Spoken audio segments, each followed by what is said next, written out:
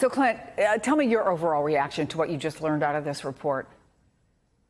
The first part, in terms of fielding essentially information, this would be a vulnerability assessment. January 6th is coming up. There have been several instances of violence in D.C. After the election and before the inauguration. So that first part, it's a failure of intelligence aggregation and synthesis and providing it in a way that you could reinforce defenses and make sure you had the proper defenses in place and protections. How does that happen? How does that happen, Clint? If it's so basic, if they keep saying a basic step was missed. Yes. It should not have happened. It should have happened. They should have collected this information. I think on January 6th and even before, if I were on or you were on with any of us that were just watching basic social media, knew that January 6th was going to be a major event. Yeah. It was very clear there were going to be a lot more people there.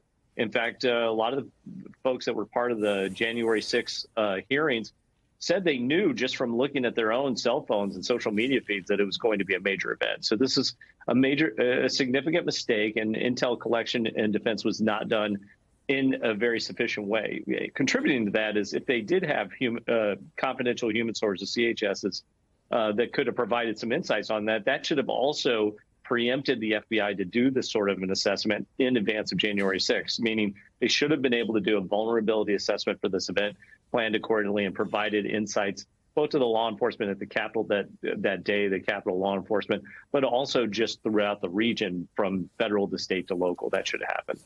So, Clint, one of the things from obviously this report or from this interview that Time Magazine did with Donald Trump is that he said he's going to pursue pardons for these rioters.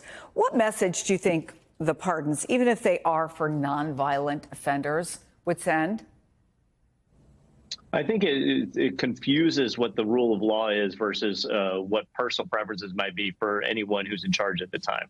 It's pretty straightforward with all of these cases. They committed a federal crime by entering that area, the protected area, by force, by storming into the Capitol.